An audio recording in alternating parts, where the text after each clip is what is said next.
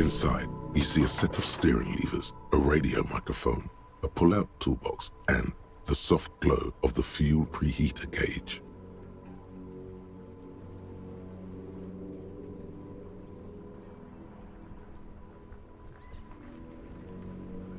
The frequency tableau lights up, and the green button labeled Prime Line glows like a feline eye.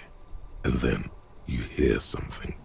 The soft purr of electrical kittens, radio waves cast far and wide over the metropolis. A woman's voice greets you through the static. This is Precinct 57. Hello, Lieutenant. How may I assist you? Hello, Alice. Please assist our colleague from the 41st Precinct here. I'm putting him on. Operating the radio is easy. Just be confident. You've probably done it 1,000 times.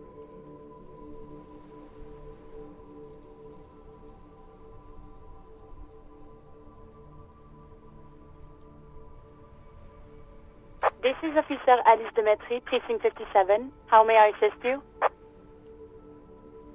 Under the green Prime Line, a yellow saved button catches your eye. You wonder what the lieutenant's default radio station is.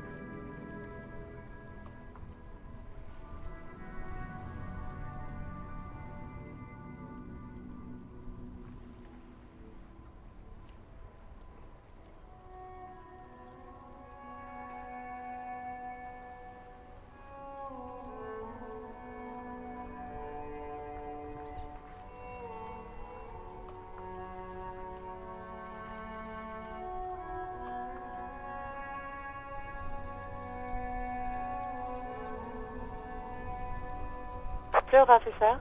What's the number? And the make of the armor, if you know it. Got it. I'll contact the ICP database immediately. Call back tomorrow. Hopefully they'll have dug up something useful by then. The International Collaboration Police, ICP, is an inter-Isoleri law enforcement service, the crown jewel in the moral intern diadem, alongside EPIS and the coalition government.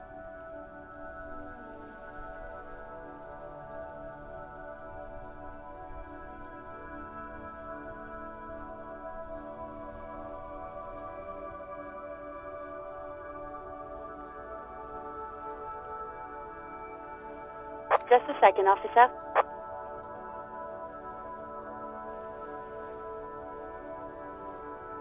Ten 2, 10-5. This is 41st. Come in. Over.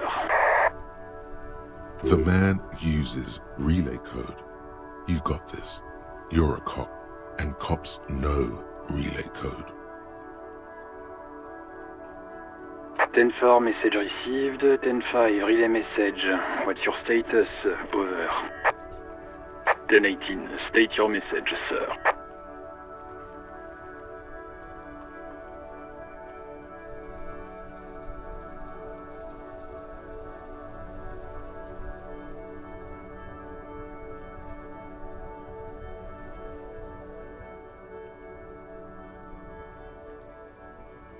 Ten 9, over.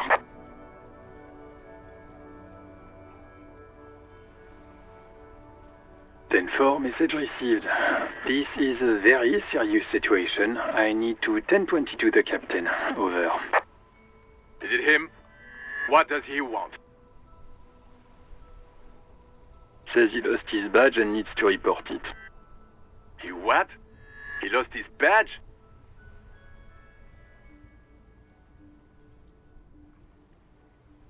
Who lost his badge?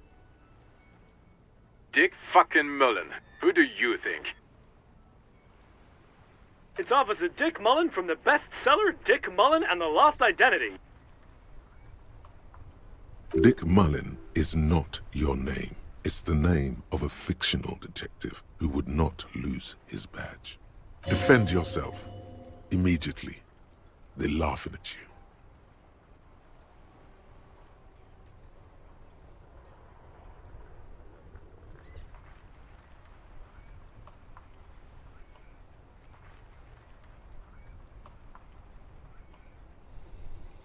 Ten 4, I hear you, officer. I'm just going to make a note here that you are in pursuit of your misplaced badge. Over. Fuck me. Mac, come here! You've got to hear this. Dick Mullen lost his badge. What's going on? Super Cop here lost his badge. He lost his what now? His badge. He lost his goddamn fucking badge.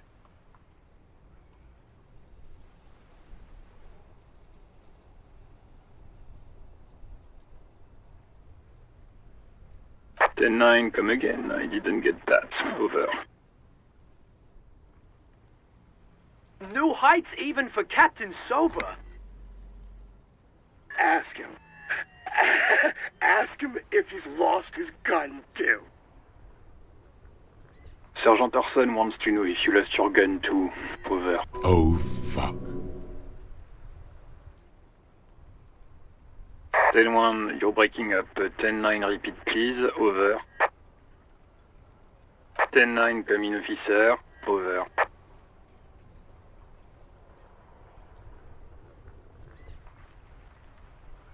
Come in officer. 10-9, repeat message please. Did you misplace your firearm? Over. Just say you lost your gun. Anything else would only make the situation worse here. He says he doesn't have it. Dear God, he lost his gun. Oh my, I can't. This isn't really a laughing matter. Mac can face a giant of Coco Nur by himself, but Disco here made him piss his pants. Oh, I can't. Fuck. He lost his... Ask him if he's still got his wiener. Oh man. I'm not going to. Ask him. Sergeant Orson here is wondering if you are still in possession of your genitalia. Over.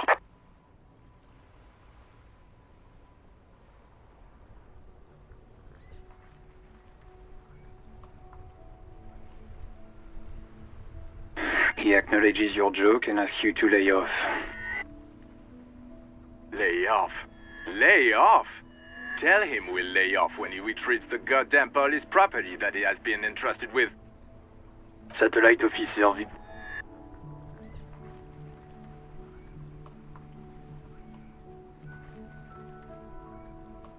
10-4, affirmative. Officer is in pursuit of his firearm. Oh God, Officer, do you need further assistance? Over.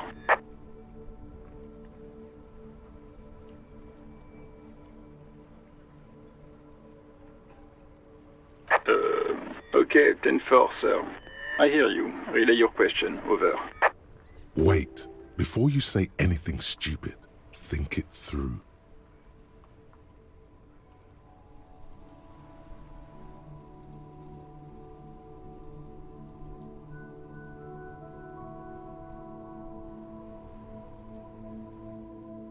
Be smart about this. Ask if he's there alone. 10-4, sir. I'm not hearing your question.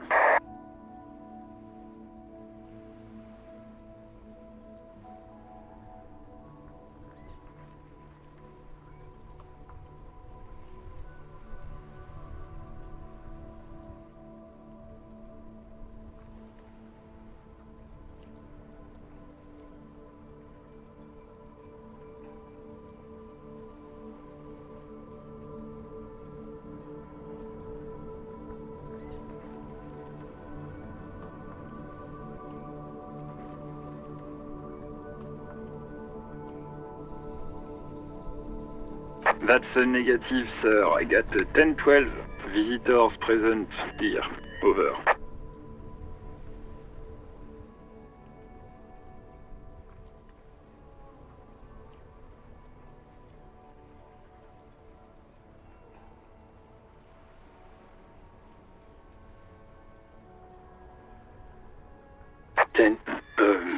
Excuse me, sir. Over.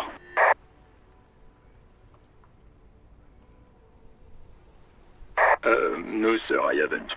You're not really keen on mentioning your home life, so I've always assumed things weren't that good on that front. Over.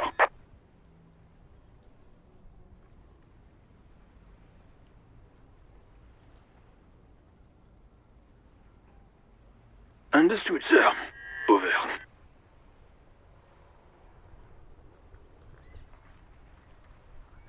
Roger that. 10-10. Over and out.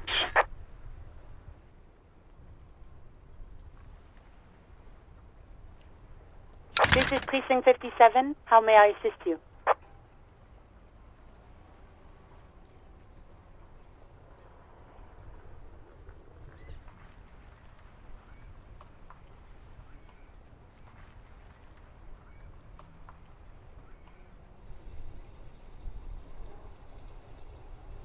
It will take just a moment, officer. Her voices fade out into the familiar radio static.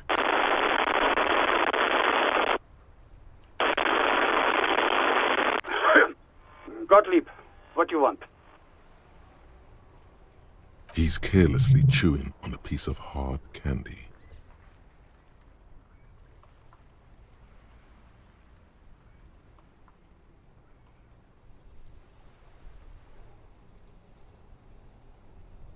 Oh, it's you.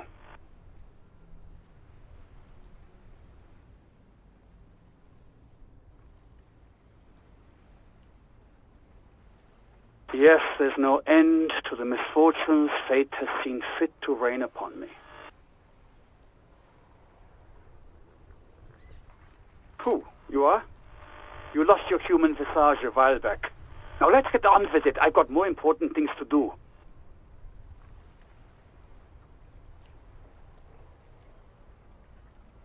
With all the damage you've been dealing yourself with drugs and alcohol, I'm not surprised.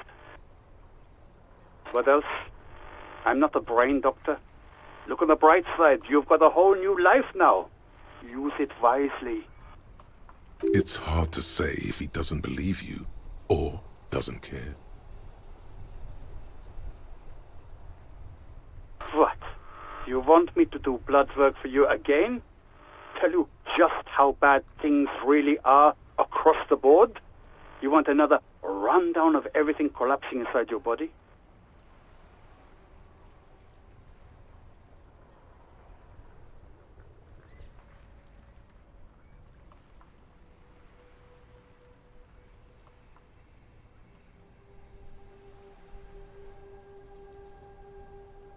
You want the real, honest-to-God truth? Stop drinking, eat magnesium and vitamin D. Our station is not a retirement home. We don't have the funds to deal with rock stars past their prime. And no, I don't want to hear a political commentary on the topic. In fact, I got work to do. Some idiot has glued his eyelids shut with cyanoacrylate. It looks like Mactorson. It's not fucking cryoactylate. It's super glue, Doc. Cyanoacrylate is superglue.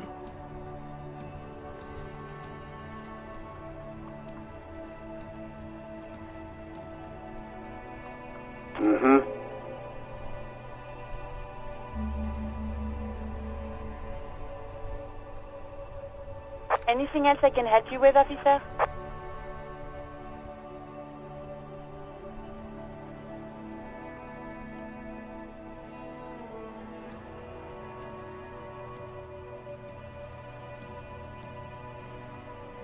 Of course.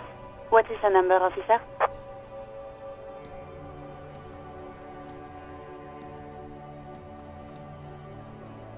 Yes, hold on. Her number is 005 1944 298. Received. Hold on, officer.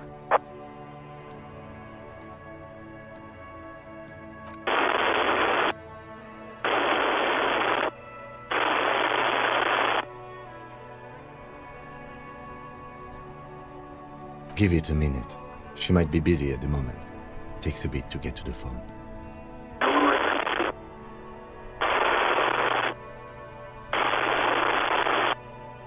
Officer, I have Sylvie Malaika on the line for you. Yes, hello?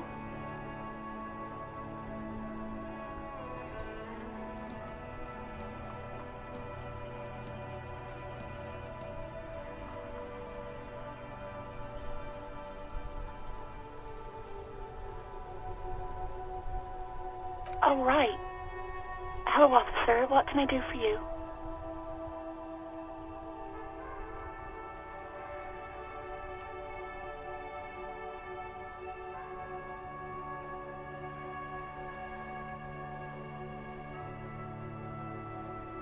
No, not me.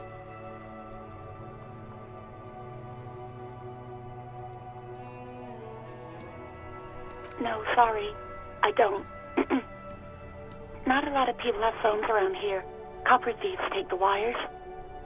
People don't have the money to have the cables put in again. They use the Union's phone, or the one on the coast. So the Union has a phone, and there's one further down the coast. Got it. It was someone else. We'll find them sooner or later, officer. It just might take a while.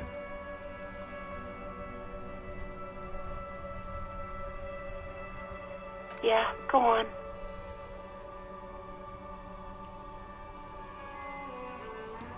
No, I don't know. It wasn't me.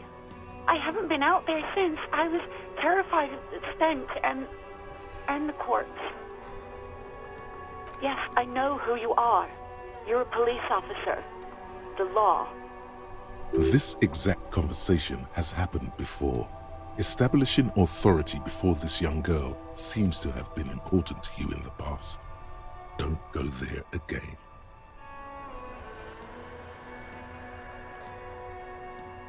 Oh, no, I haven't, sorry. Real policemen have uniforms too, by the way. Where's yours?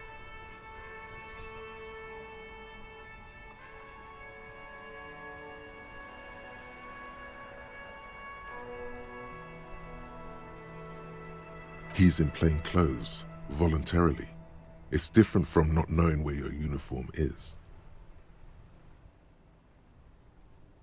Please, no. Not this again. Everyone saw your cool gun, detective. You were trying to impress some people with it. Everyone was eating and...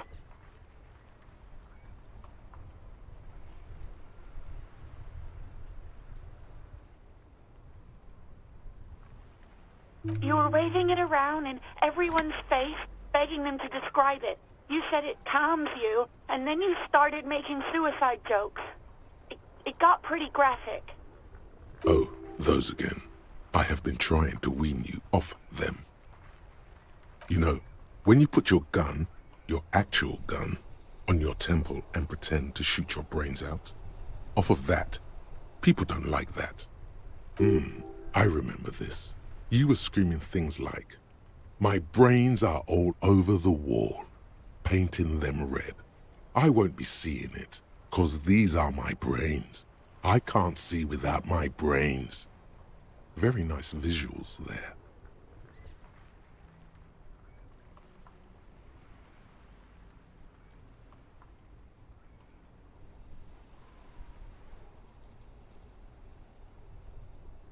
Me neither.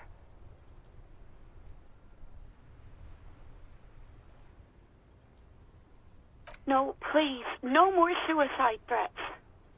Thank God you don't have that stupid gun anymore. There are way more inventive ways than a gun to leave this world. No idea. All I know is next you were waving around money instead, saying things like big bucks cannot lie and guns can't buy money, but money can always buy guns. It almost looked like you pawned it, but believe me, I did not ask.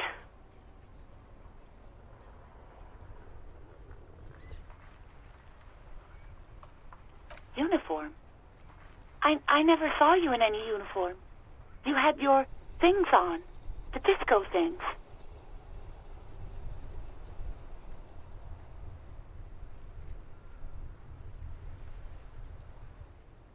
Well, you tried to jam it down the toilet, sir, clogging it completely. After I had unclogged the toilet and retrieved the paperwork, I threw it out in the trash, thinking you didn't need it.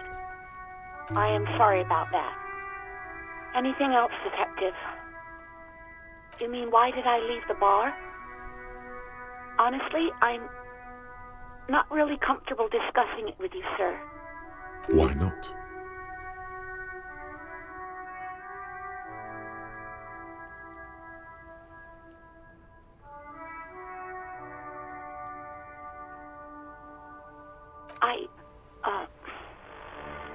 Let's just say I left because I needed to get away from someone.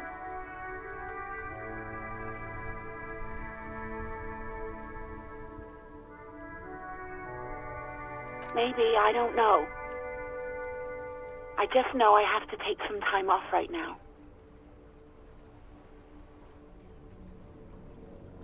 I do hope so. Please, don't call me again. Bye.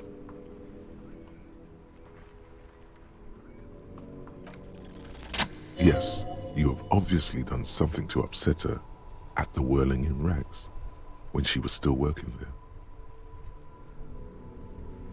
I'm not mad, it's just... You were so drunk and so emotional all the time, and then the skua thing happened. It just made me want to quit.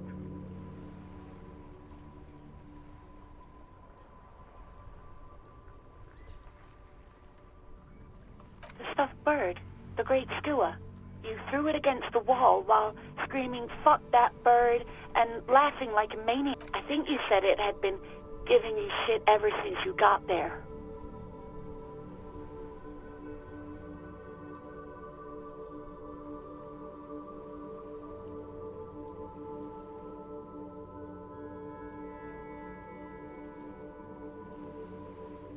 It was a pretty bird, there since I started working in whirling. I really liked her. We call her Scotty.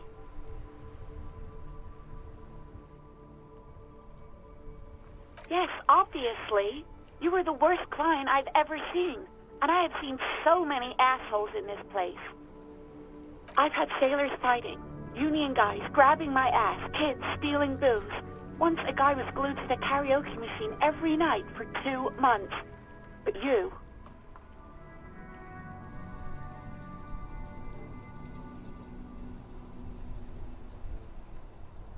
Well, you were worse than all of them. Honestly, you were getting borderline aggressive. Even about little things like not turning down the volume at 3 a.m. I even liked one of those songs you kept listening to on repeat. No more. I hate it now. We Go On by the O.O. I can't listen to it anymore. You've turned it into a parody. To hell with that song. Then there was your room, your project, an experiment to see how bad it can get in there. I tried to send the cleaner, but you wouldn't let me, threatened to make me understand. I had no idea what you meant, and I don't want to know. And then you screamed something about how you're a piece of shit human being, and why does anyone even let you work as a policeman? That you'd fire yourself, but you can't even do that.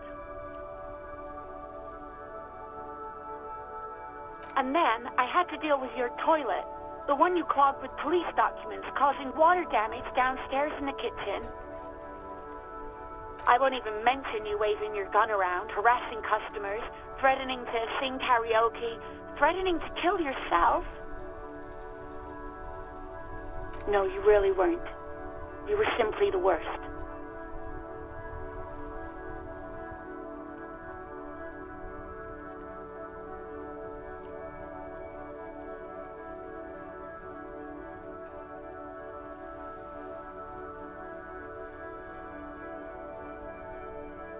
God, I knew I shouldn't have brought it up. Just try not to call me again, and let's pretend it never happened.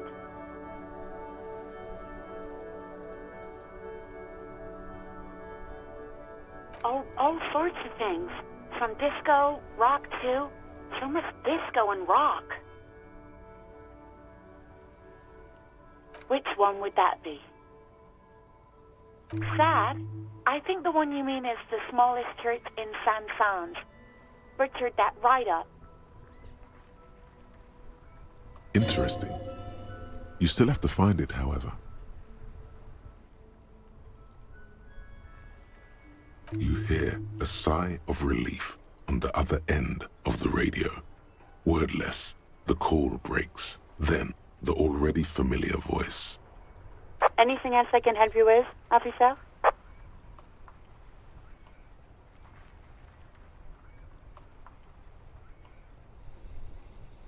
57th, over and out.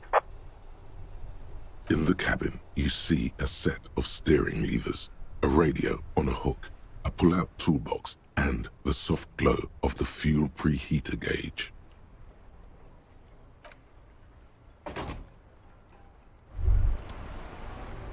Hey, so we've been monitoring you internally, and now we know your copo type.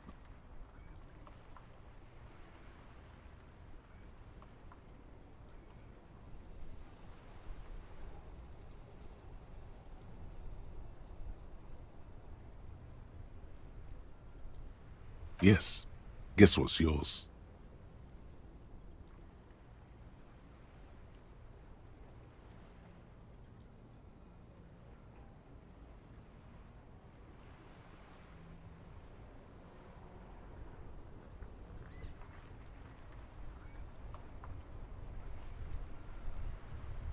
Yes, sorry cop.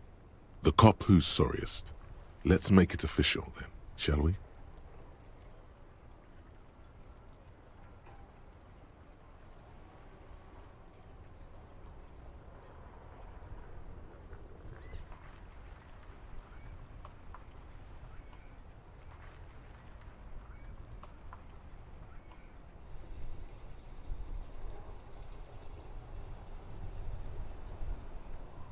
Oh, you know, Apocalypse, Superstellar, the advanced interesting cop, liquid shadow cop. But you're too sorry to say those things. So, here we go?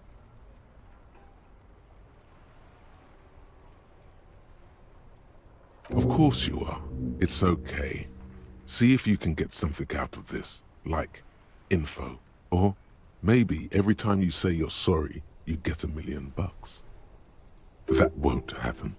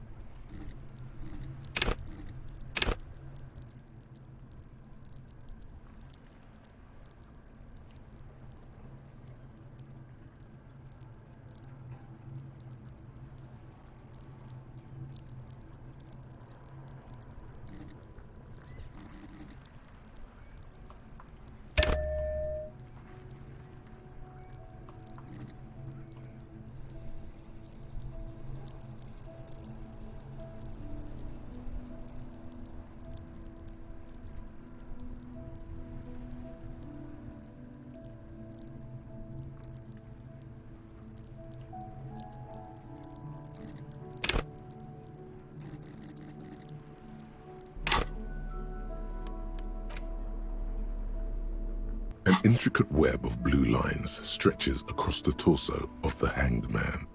From the right shoulder to the pattern still kind of has an ethnic feel to it, but nothing familiar.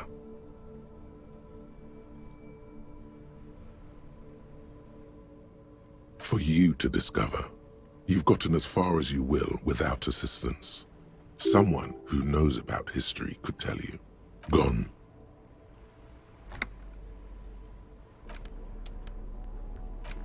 It's just a racist mug. What's there to read here but?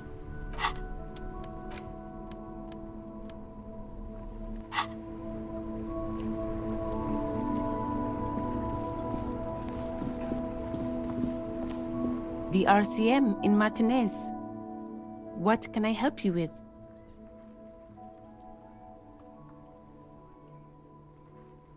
Of course. What can I help you with?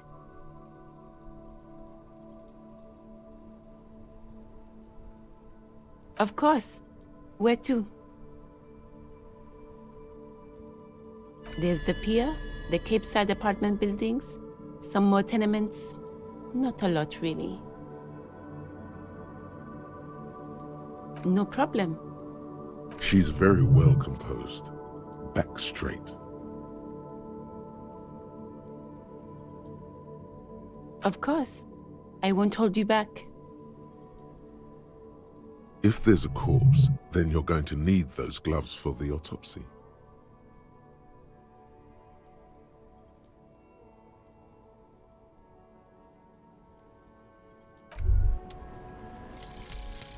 Lonesome, long way home. Here we go. Home awaits. Walk past Station 41 and through the market, past the Boogie Street spearhead, to the other side of the lake, the frozen eye at the center of the district. Then, past the video rental store on the corner. There, at the end of a street lined with pine trees, a small house no larger than a matchbox, 11 Voyager Road. You no longer live there. Those times are gone. And so are those people. Why did you come here? Why are you still here? And where's the dealer? You have to get back to work. That's all you have now.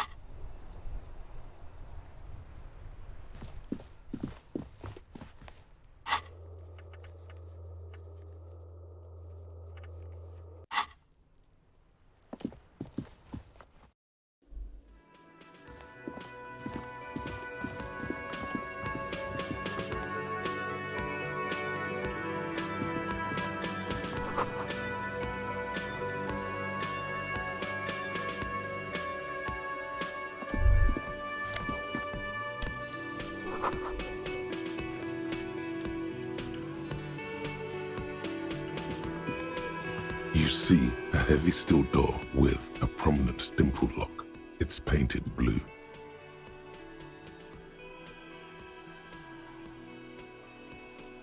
The cobalt blue surface feels rough to touch. The stainless steel door is flush with its frame on every side. Old cobalt paint, rough on the fingers. 40, 50 years since this was painted, maybe. It leads to a side building, adjacent to this one. The old building next to this, half ruined. Whatever is behind it must be older. You do? It's a door in the back of the kitchen. Why do you care where it leads?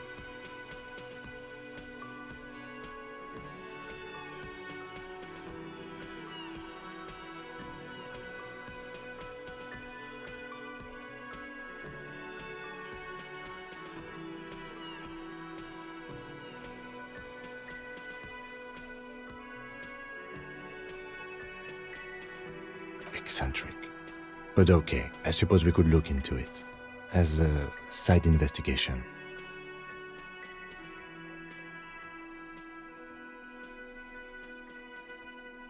Gart is the person to ask about this. The cafeteria manager.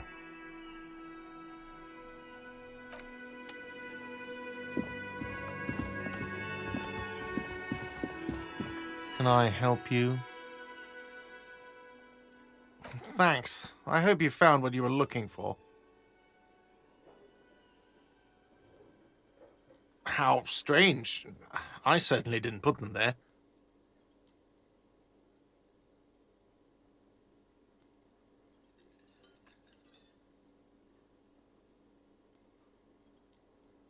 The trash collection service? CS Municipal. I don't see why they would put anything in the trash, though. Ah, the elusive CS Municipal. I doubt we'll be able to track down who was sent here last and when. This will have to be one of those little threats that solves itself down the road. Thank you anyway.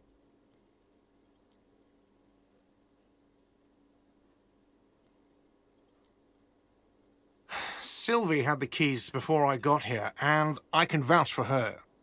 I can vouch for all my staff. None of us would tamper with the crime scene.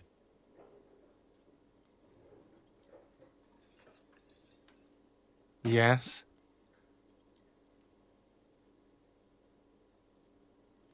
Another thing. Great.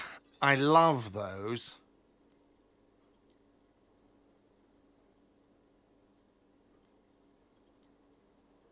Oh, yes, that door, sure.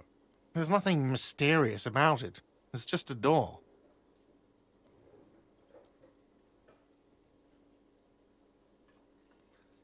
No, I don't have a key. I don't know how to get there. And I don't care either. It's not like I've been wondering about it for 10 years. It's just a frit warehouse, probably. Or some boring storage space with a bunch of old junk and dust. Junk and dust. He's attempting to maintain an air of indifference. It's absolutely not convincing.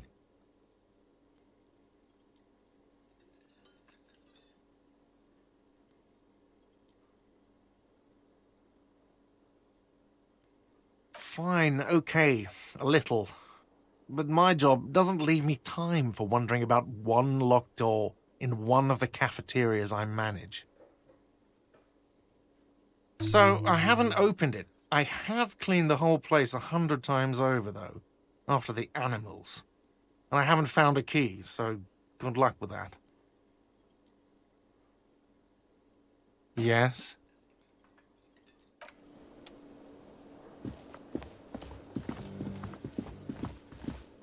You see, the door does not budge.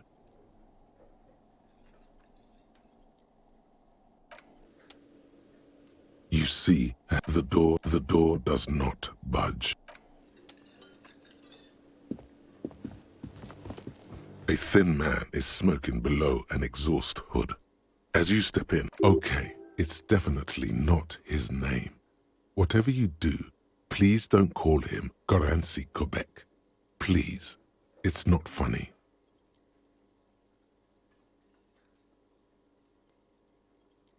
The man puts his cup down and replies something, his left hand drawing arcs in the air.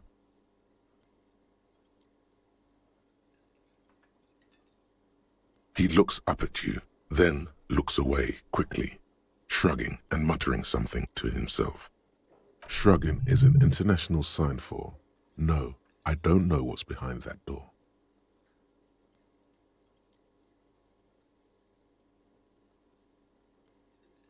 He smiles and bangs his ladle against each of his pots in turn. It's almost like music, especially with the sounds of assorted dishes boiling and simmering on the stove.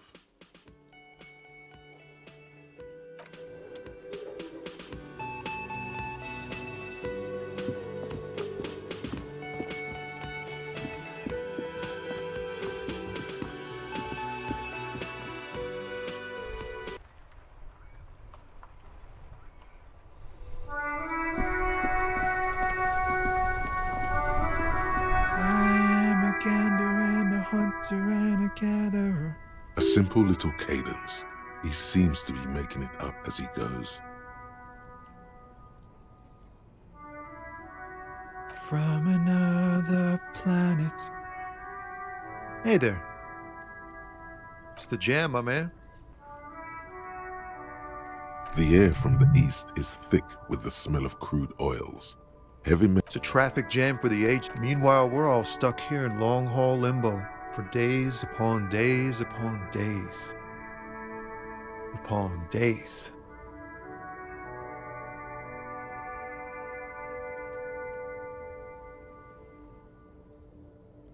Feels like forever.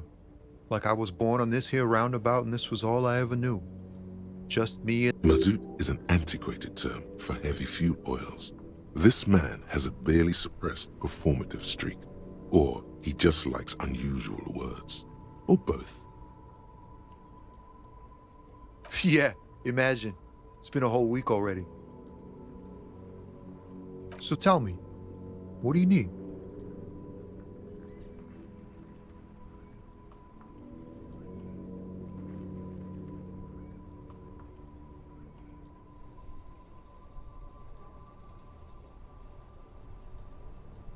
Oh, high-grade narcotics, illegal firearms, stuff like that. Relax. He's merely joking.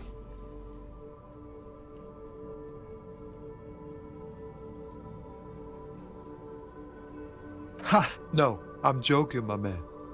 Found runs a nice, clean business. This haul of cargo is mostly sporting goods. You know, tracksuits and that kind of thing. They usually get shipped to Grad in the Occident, though we've been making headway in the Il Moran market lately.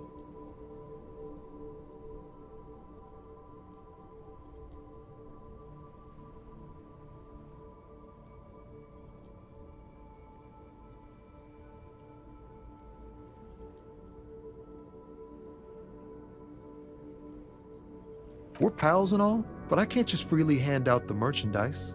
The bosses won't be happy. Not unless they've illegalized sports equipment while I was on the road. This rockin' beauty. Sure is, like a rash you can't get rid of.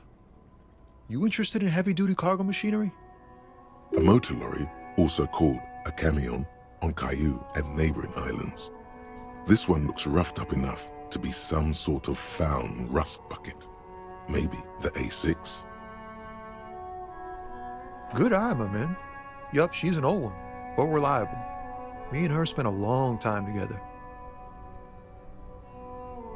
The man taps his fingers rhythmically against his arm.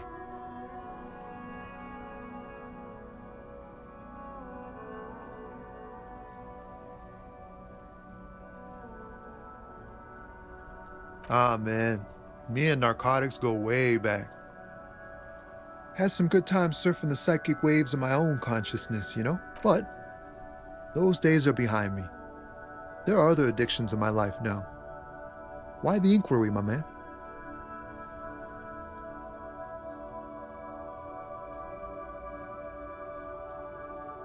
We have a credible lead, sir.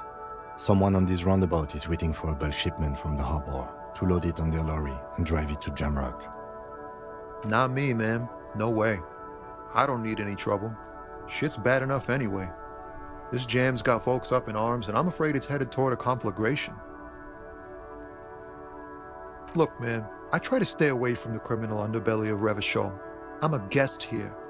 You really need to find another man. We wouldn't say he's lying, sire.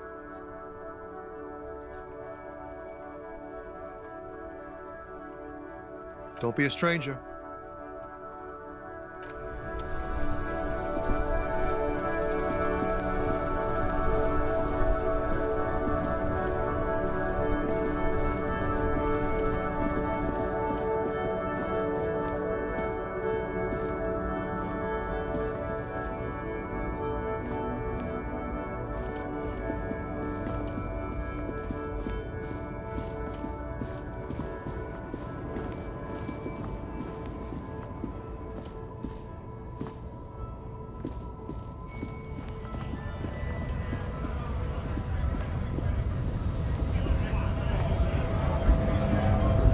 Bastards!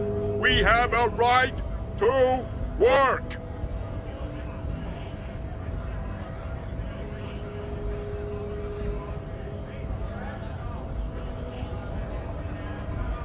Hold up and stay frosty, everyone. Cops are here.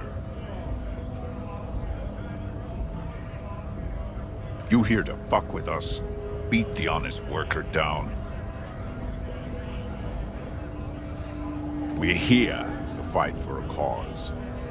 Stripes usually have problems with people who have causes.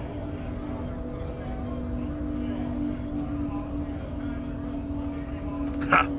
Couldn't handle us. Cause gives the workers strength, gives them power.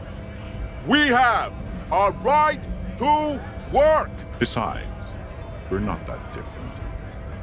It helps if people see us talking, cops and strikebreakers together. Shows authorities are on our side.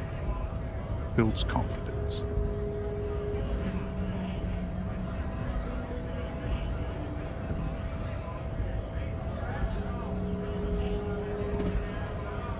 Might be time. Don't let the fat bastards tread on you. Cops tend to side with the higher-ups. but you're essentially still workers. I don't trust cops, but I can see you understand the Right to work! Right to work!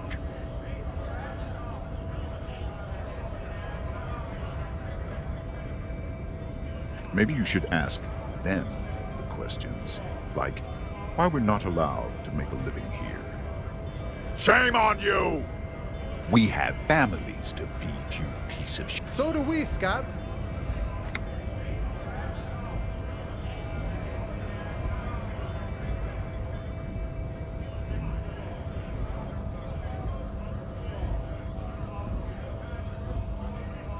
Have fun.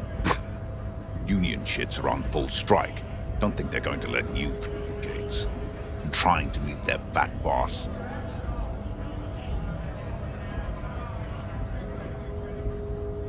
I know nothing about a murder. Wouldn't put it past these harbor bugs. They do Right to work! It's shameful. Cops doing nothing. You should bring backup. Open up the gates for us. Blockading gainful employment for workers is a crime. We are not picking a side in this just yet, sir. Pity. Let us work!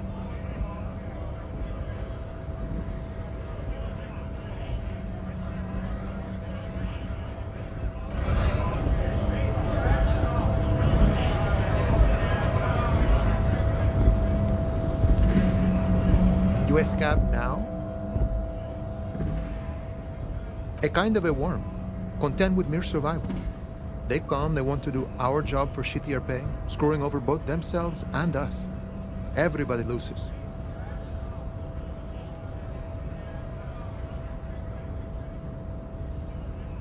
Gotta be bloody stupid or freaking evil to Scab. Or I guess scared maybe. But scared of what? Of who? Personally, I'd rather beg than scam. If the gentleman shouting on the street came begging, maybe they'd have gotten something. We've explained the matters, but they don't listen. This lot would be reasonable and go home if the big guy wasn't riling them up all the time. Big guy. He means the leader of the scabs.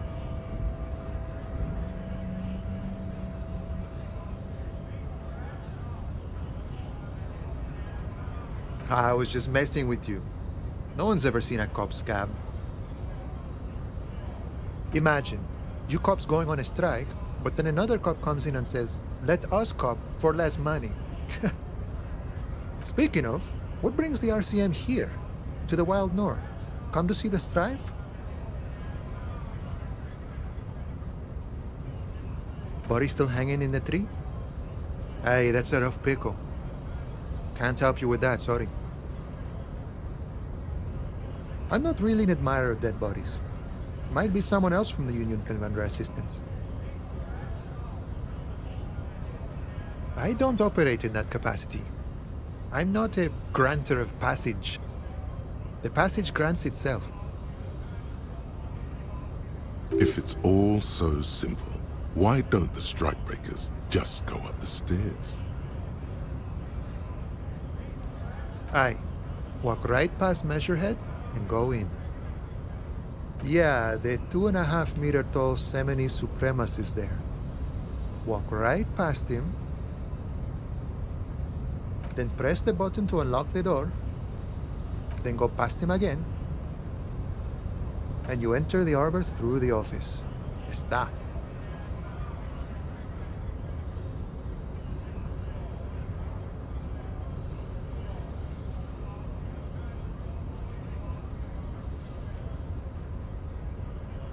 Don't worry, I'm sure it's not completely impossible.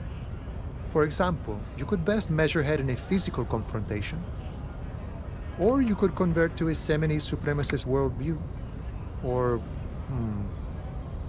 maybe it actually is completely impossible.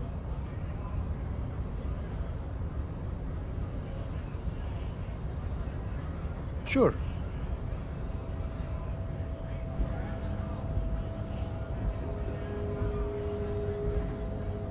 Murder, huh? That sounds like a lot of hard work. You'd never see me investigating a murder.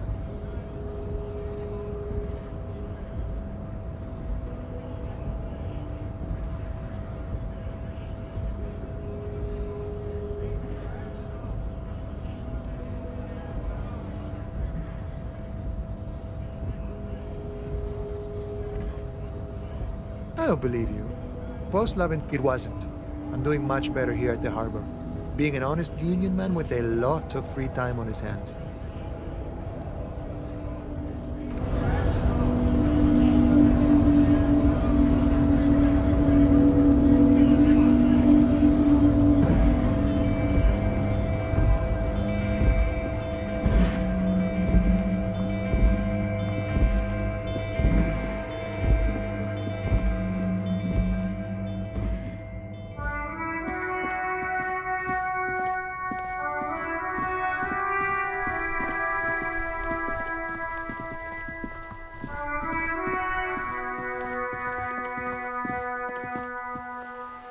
Every snowflake is like a little gift from the sky.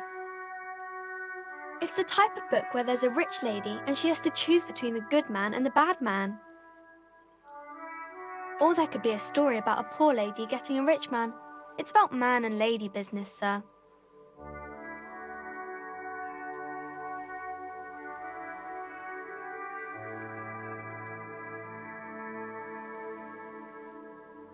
I haven't read many of those. Maybe you should ask Mum.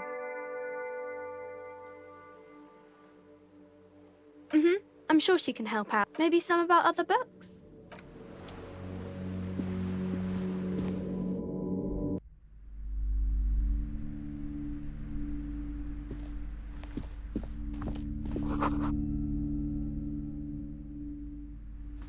The display rack is brimming with worn paperbacks featuring an extremely muscular, sword-wielding barbarian on the cover. Nearly all the titles contain the word Heimdall somewhere. Rows and rows of Heimdall men blur your vision. You make out some titles. Man from Heimdall and the Mammoth Riders. Maybe 100. Man from Heimdall and the sages at the end of the world. Not even close. Man from Heimdall in hell. Man from Heimdall and the forest of slaves. Man from Heimdall under the lake. Nothing of interest. Only silence and the cosmic background pain. Oh, Man from Heimdall. A very popular series of adventure novels. They're blood and violence, scantily clad women, epic narratives, although at last, someone sensible. However, if you're a novice of the series, I'd recommend Heimdallaman, the Man from Heimdall. It's supposed to be a good introduction to the series.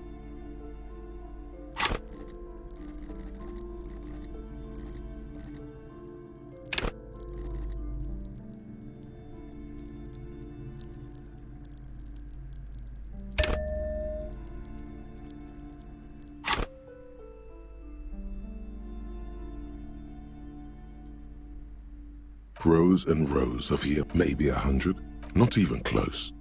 Man from here, a twinge at the back of your head makes you flinch. Your eye starts twitching. Your hand reaches toward a book with glossy cover art of the very muscular Man from Heimdall in chains, kneeling in front of a staircase leading to a throne. Between the throne and the Heimdallaman lies a bonfire, casting shadows on the wall. The shadow of the woman's headdress looks like a pair of devil horns, especially those leering types who seem to wear nothing but an armored bikini. It's symbolic of vice and sin. The display rack before you is burdened under piles of Man from Heimdall novels. The display rack is brimming.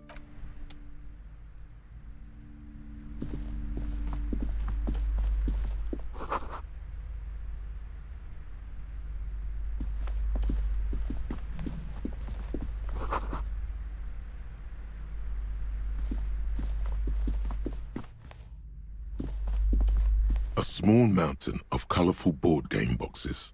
There are numerous types of games for all ages. A lot of shelf space seems to be taken up by Wirral-related merchandise. Wonderful board games, sir. The Viticulturist is a classic for sure, or perhaps you'd like Archipelagos of Incelinda. A very Browbritter is a fun game of economic competition, but can get quite intense after a while. We have games for the whole family. You can play with your children.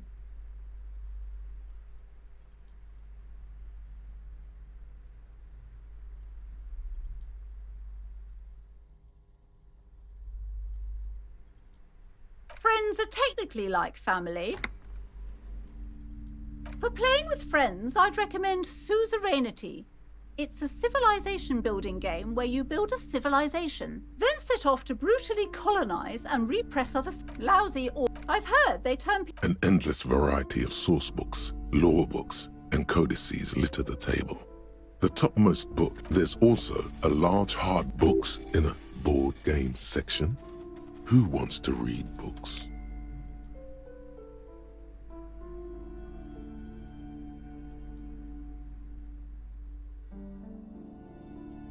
There's a box that says Wirral, 3rd edition Mega Setting Supplements Module. The side panel notes, a fantastic... That price is steep, but then it's the 3rd edition Mega Setting Supplement, so it makes sense.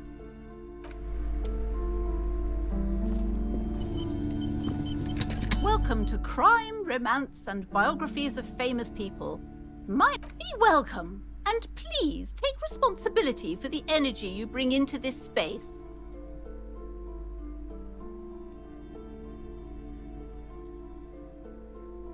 I am the proudest owner of our little shop of culture.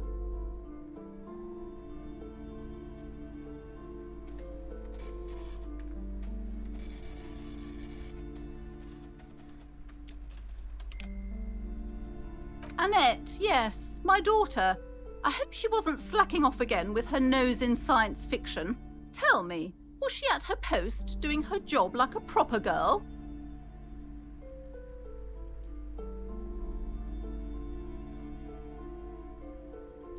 Wonderful! Did you talk to her?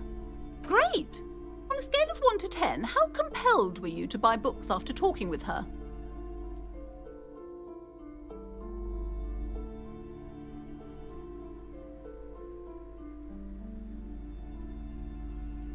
Come now, it's not personal.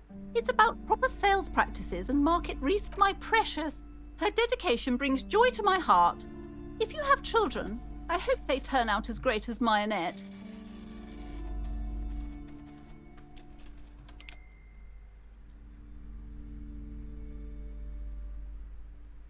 Mind your own business, sir. In our society, people don't get to tell each other how to raise their children. It's none of... Denial is the way she copes with criticism.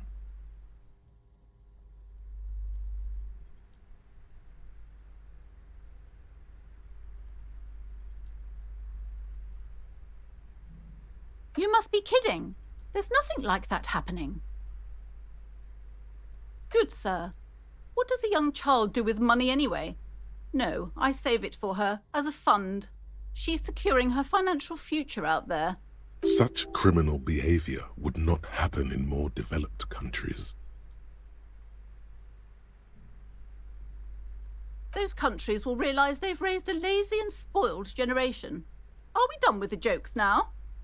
Yes, we've had quite enough fun here. Right.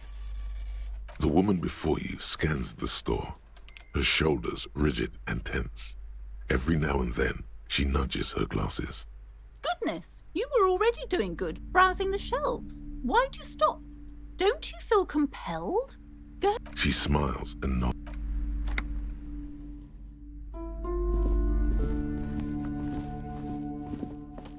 You see a set of tattered curtains blocking the way to another room. A strange cage-like trinket dangles from the curtains. Excuse me, officer. The back room is strictly for employees only.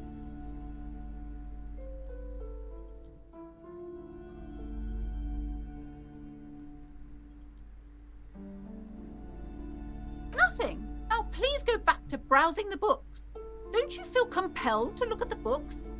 The books are all... She speaks almost as if she's trying to put a spell on you, urging you to buy more books.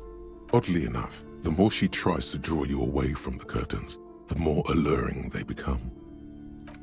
You see some kind of charm, an irregular polyhedron assembled from bones, sticks, and straw.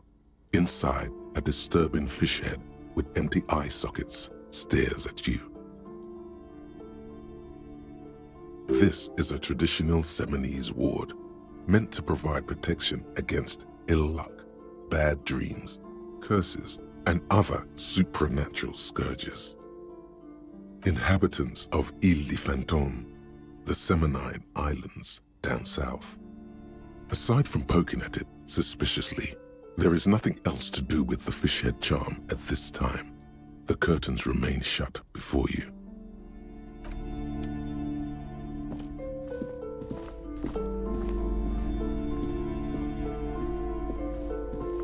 These shelves are overburdened with books from the same series.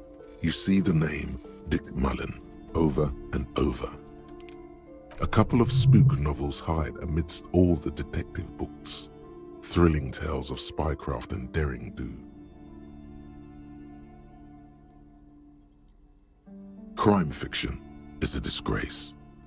An asinine misrepresentation of the physical attributes. These books greatly overstate the excitement. What's more, they completely ignore the psychological. Not a single mention of all the stress this work creates upon the officer's family. Detective fiction just doesn't tell the truth at all. Now, would you like a list of all the books found on the shelf? Shelves filled to the brim with crime novels featuring the supposedly stalwart Vespertine detective.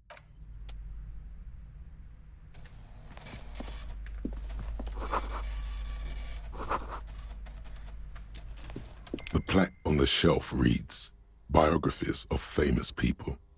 You see a large variety of names, none of which ring a bell. Browsing through all the books with all their names makes your head spin. Suddenly, a particularly odd title catches your eye. It reads, High Speed Love, the tragic true love story of Jacob Irv and Alfie Delatraz, by one Cecilia Averbrook. High Speed Love chronicles the romance between next to Irv's life. Next to that, I really must insist you buy one of the books.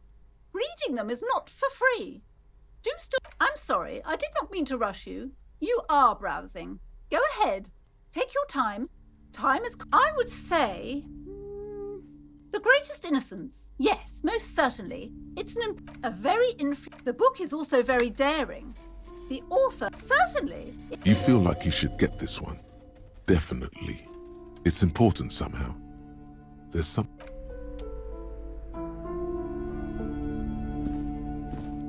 Several maps have been attached to a bulletin board hidden inside the alcove. They're held up by small pins. The board has come. The maps look old and faded. Your eye catches a map of the north coast of a verdant island is shattered by the delta of a river. It is the River Esperance. Countless bridges put the shards back together, connecting city blocks to river islands. La Delta says a great artificial heart in the center, teeming with life forms and construction. To the east, rolling hillsides, Hudon. It's somewhere. You feel you're just west of Coal City, somewhere above Jamrock and close to Coal City. This large map displays archipelagos, ozone disintegrating into mathematics. In the northeast, a dust mite stands on the north coast of Caillou in a bookstore. You can, on Caillou, 800 of the ocean connections to other worlds. You have little, perhaps they are gods. Gods of distance and outer dust. I'm sorry, officer. The map of Martinez is the only one available. The other two are not for sale anymore. And besides, you could scarcely afford them. They're quite valuable, though they might not look it. The map of Martinez is 90 cents, though.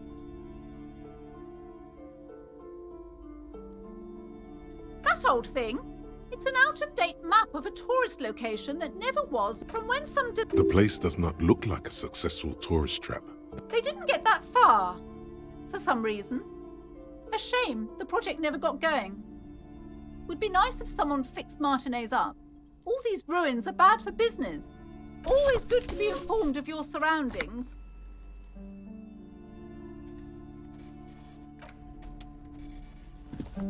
This bookstore is not strictly about crime, romance, and biographies of famous people. There's also a wide range of paranatural literature.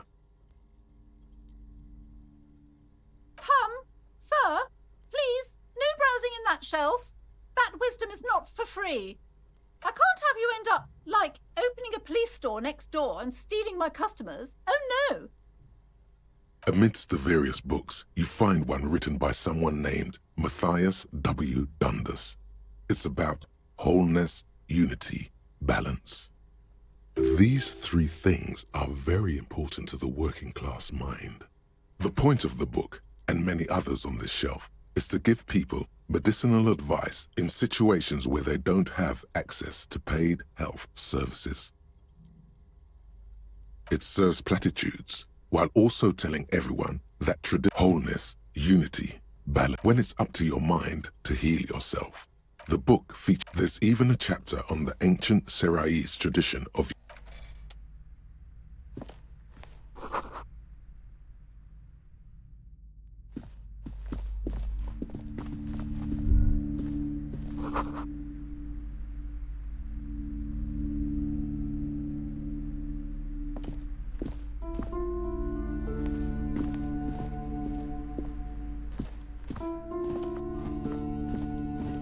the curtains tattered with age and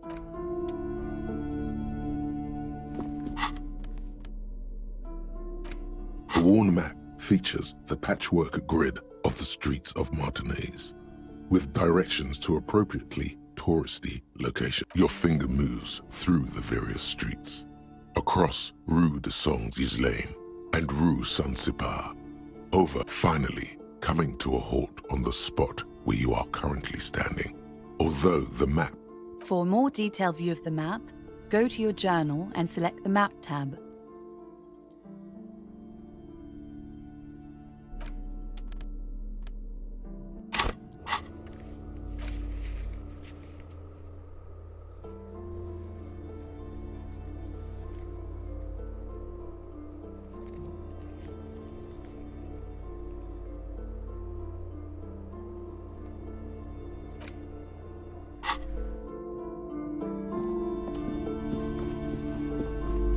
Hello again, esteemed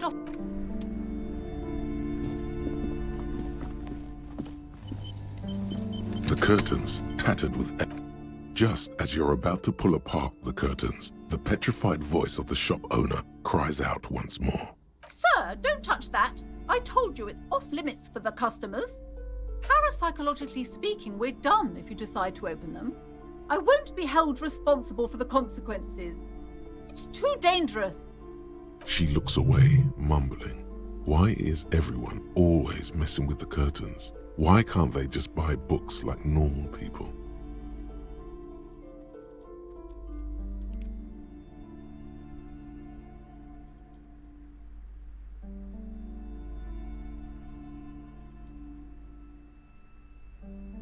You do?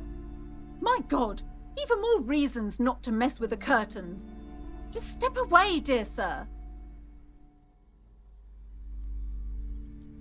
Why? It's not like anyone was killed there.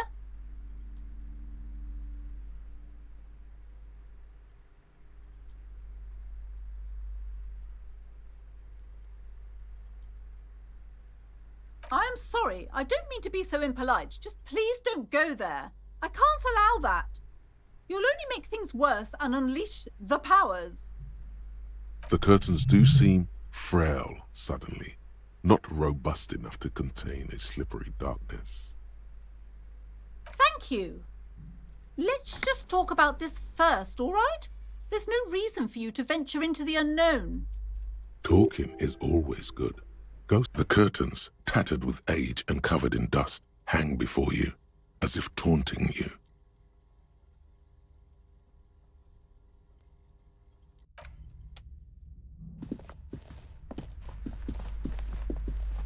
Hello again, esteemed officer, and welcome. I already told you, it's just a storage room for employees.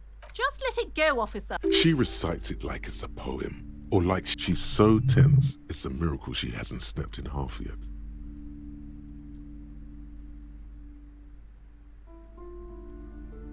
I'm not tense, I'm just... Okay, fine.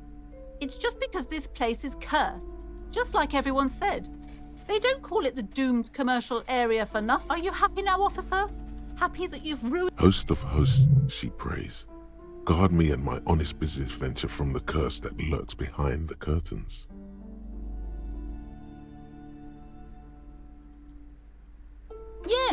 I've contacted numerous The wards help to keep the doom at bay and protect us against the darkness that lies further in the building.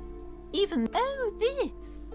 No, it's a special Himian amulet, blessed by desert pygmy shamans, with a spell of compulsion.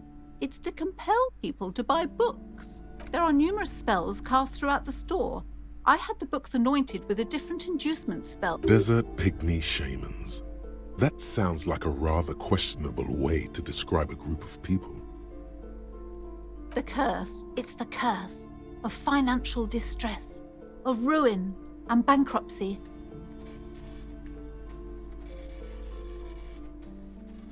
But officer, there's something wrong with this building, I can tell you.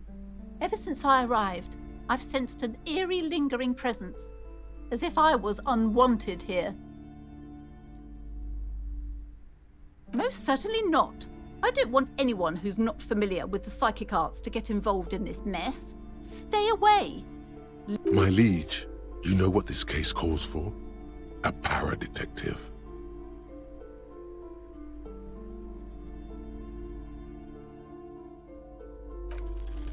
Slither up to her, you silver-tongued fiend.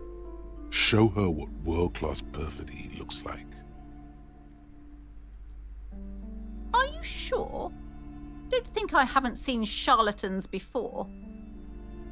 You're no para-detective. You look nothing like one. And you're clearly a drinker. Pardon me for being... You look like one. The lieutenant keeps his usual stony calm. He silently picks out his notebook.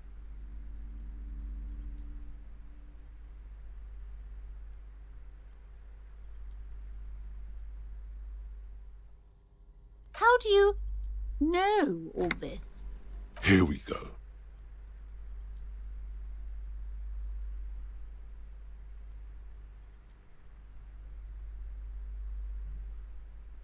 You're part Simonese.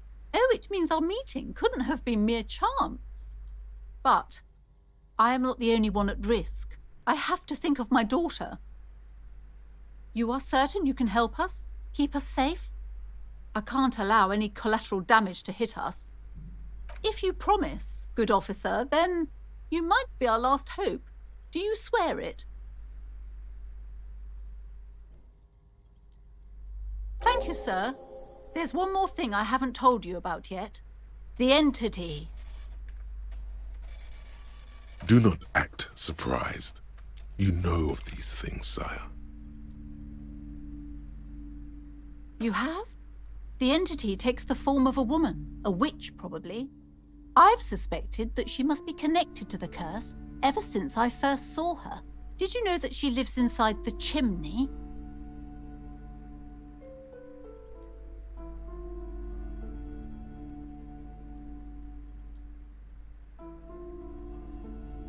No, this chimney is part of the building's central furnace, and it's enormous. She has barricaded herself behind some metal security curtains. Some unnatural magic, I assume. You should go find the entity and ask what happened to all the companies in the building. What is the source of this curse? Here's the key to the warded door behind the curtains. Take it. Oh, and please do return to me after you've looked round. I'm quite anxious to know what she has to say about the curse. What you discover? Probably just some office space. Don't be scared.